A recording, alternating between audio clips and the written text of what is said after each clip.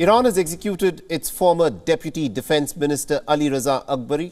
Now remember, Akbari was accused of being a spy for the United Kingdom. He in fact held dual British-Iranian citizenship, and the United Kingdom has now condemned the execution and has described it as politically motivated. Earlier this week, Iran had announced that the Supreme Court had rejected Akbari's appeal against the death penalty that was given to him. On Wednesday, BBC Persian released an audio recording which purportedly featured Alireza Akbari saying that he had made a false confession under torture.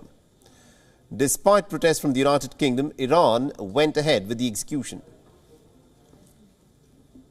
حکم علیرضا اکبری اجرا شد. اکبری به جرم افساد فی‌الارض و اقدام ضد امنیت داخلی و خارجی کشور از طریق جاسوسی به اعدام محکوم شده بود. وزارت اطلاعات پیشتر اعلام کرده بود اکبری از مهمترین عوامل نفوذی سرویس جاسوسی انگلیس بود و اطلاعات مهم کشور را به صورت کاملا آگاهانه در اختیار سرویس جاسوسی دشمن قرار می‌داد.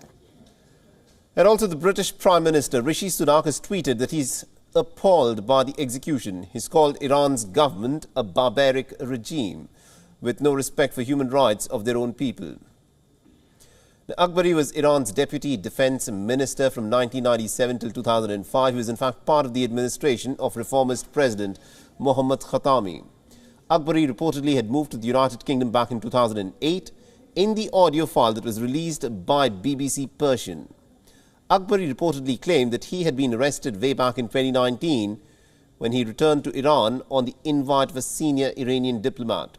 He was considered close to the current Secretary of Iran's Supreme National Security Council, Ali Shamkhani.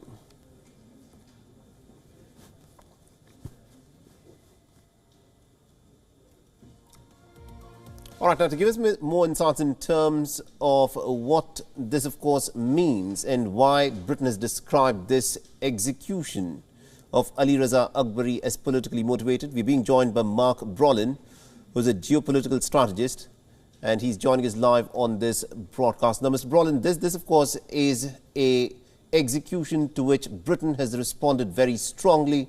It has described this as barbaric, and it has said that this is politically motivated. What do you make of this?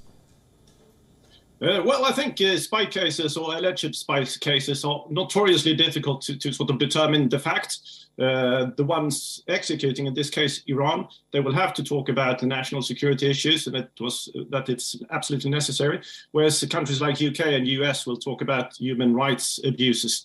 I think the timing of the issue is really interesting because, so that's why it comes in that might be some truth in the argument that this is politically motivated in many ways, because in a way it might have been more clever to continue to have him as a bargaining chip. I mean, he was arrested in 2019 and throughout during all these years, he has been used as a bargaining chip in a way. So perhaps this is connected in a way to the demonstrations in Iran. And since when he was deputy defense minister between 2000 and 2008, he was seen as a reformist. So perhaps there is some sort of second agenda to get rid of or send a message to the reformists in Iran. It's quite possible, but as I was saying before, these cases are always difficult to determine the facts. Absolutely, indeed. It's difficult because it's at this point of time still not very clear. But Iran says that he has been executed for espionage on behalf of the British government. But this individual was a former deputy defense minister of Iran. You know, considering the fact that he had occupied such a high position within the Iranian government when he had been in power, do you think he actually was a high-profile target? And this is a case where more political interests are perhaps at play here, because it is not clear as to why he had to be executed in such a hurry. No, and that's a very interesting question, of course, because there are several arguments going in different directions. In a way, he has not been in Iran for a very long time. And how effective can you be as a spy if you not have the up-to-date information? That's one thing you can say. But as you were pointing out, he has held a high position in an Iranian government. So that makes him, and he has good connections. He had good connections. especially in the UK and possibly also in the US, leading a think tank and stuff like that. So he was a high-profile figure in the West, and these kind of figures are perhaps dangerous to the Iranian regime.